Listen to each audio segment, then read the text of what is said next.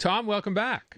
Good to be with you, Aaron. How was Hi, Natasha. Hello. Happy New Year, Tom. Yeah. All the best to you and your family. How was your vacation? Fantastic. Terrific. Tons of snow, lots of skiing, snowshoeing, skating, the whole 9 yards, Very winter. Wonderful. I was hoping to hear about a beach. But apparently that's what Tom does in the winter. No. That's why we never vacation together, because I want to go to the beach.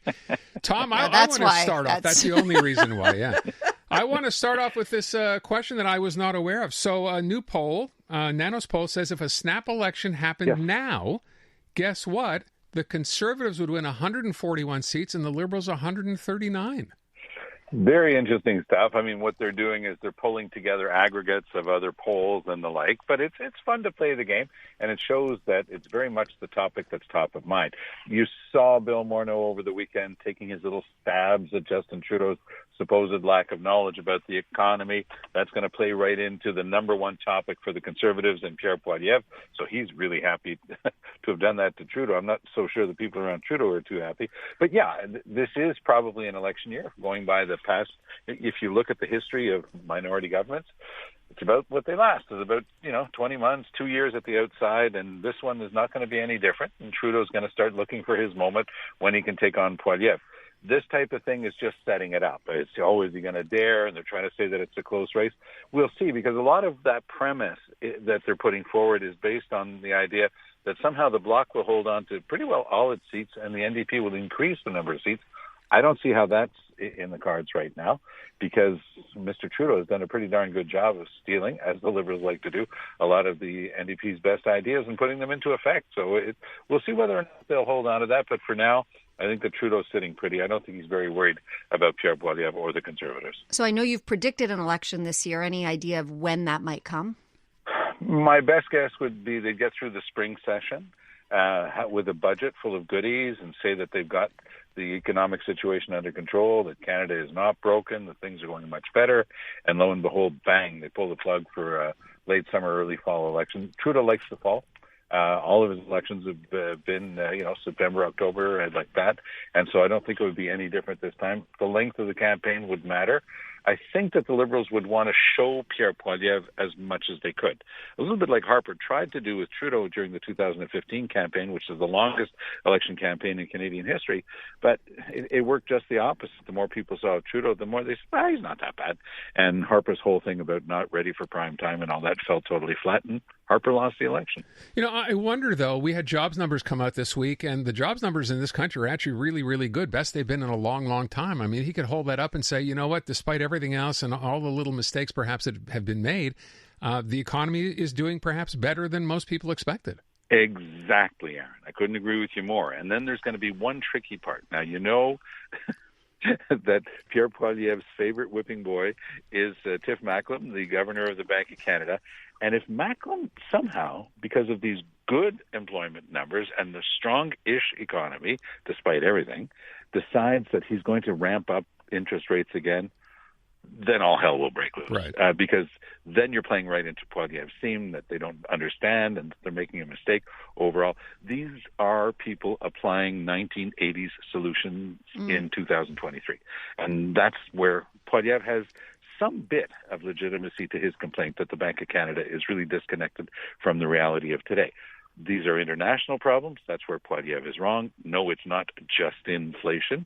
It's inflation that's taking place across the planet because food prices have gone up because of the war between Russia and Ukraine, because oil prices have gone up for the same reason, and we're living in a time when we printed so much money that, of course, inflation was the predictable outcome. Is that going to be, will inflation in the economy be sort of the number one issue in politics this year? I think so if it continues. If we were still in the 6, 7, 8% range, yes, that's all people are going to be talking about, because people who are on a fixed income are really smarting. Now, here in Quebec, this is an objective thing. This isn't just saying that the Legault government is better than any other government, but they've certainly been more generous than any other government in Canada in terms of coming up with money to help people get through these tough times with regard to inflation. They have been sending out checks. The money really has flowed, and it's flowed to most Quebecers. I mean, you really have to be earning top dollar not to be one of the people getting those checks. So I think that overall, Legault's found a good formula, And most provinces, especially Ontario, have not been able to follow suit. A couple of provinces have done some things right, but I think that Legault on this one is doing pretty well. I don't think that Trudeau's going to be in any trouble whatsoever in the province of Quebec in the next election. I think that Yves-François Blanchet better be worried about the next election, because thanks to a very skewed question during the English debate, he was able to surf back and get back a lot of the writings the Liberals were convinced that were going to be in their tally the last time around.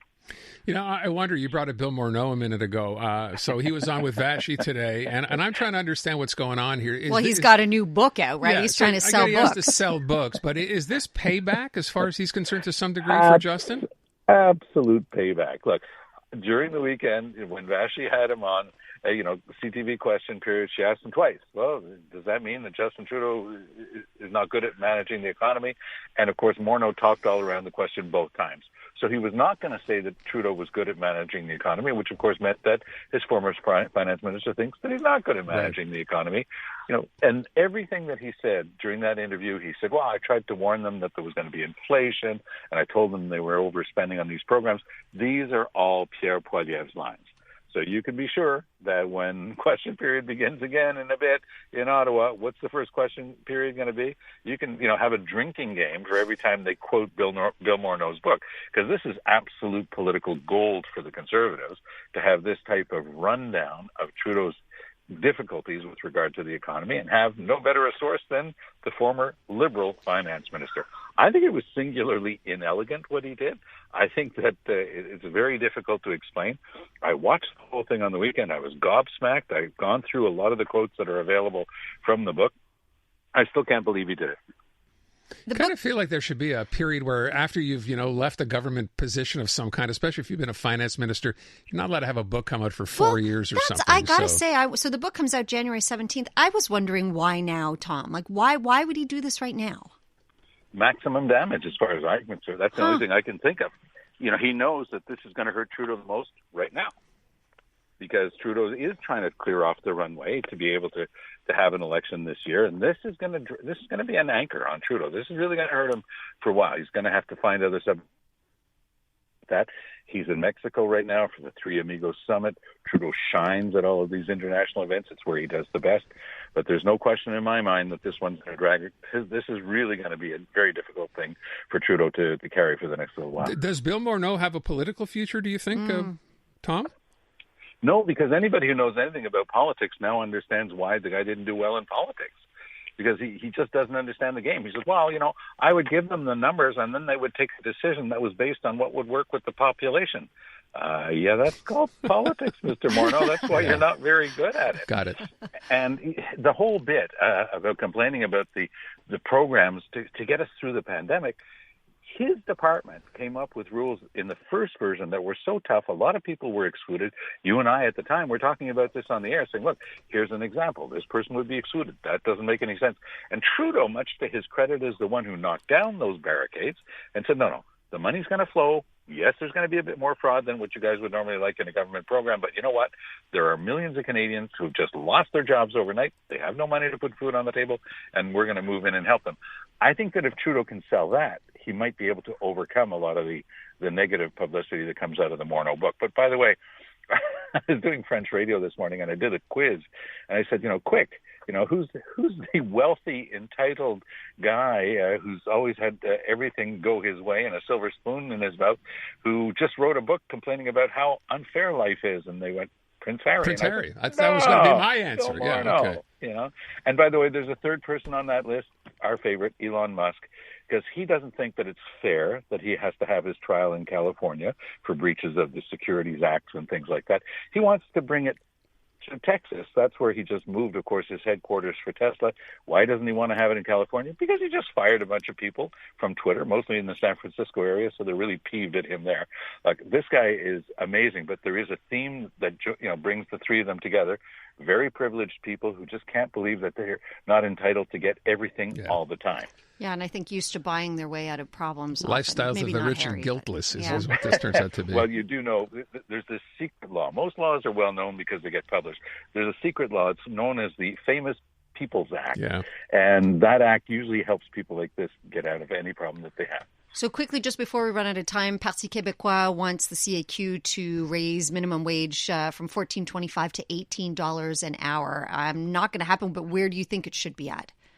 You're always going to have a few people saying, "Oh, that'd be terrible because it'd increase costs and it would cause loss of jobs." This just in, no job loss involved in that. I spoke with a restaurant owner recently who was paying $20 an hour for dishwashers because you can't find anybody to wash his dishes for less than that. So the $14.75 right now is almost theoretical.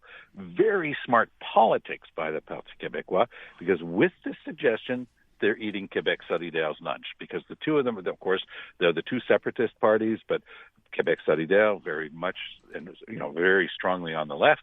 Parti Québécois showing, in terms of nationalism, ethnic nationalism, identity issues, very much on the right.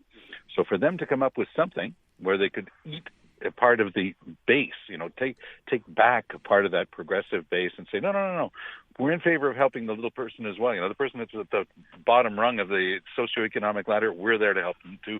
Very smart politics. Tom Mulcair, back from vacation, and nice to have you back, Tom. Yeah. Talk to you tomorrow.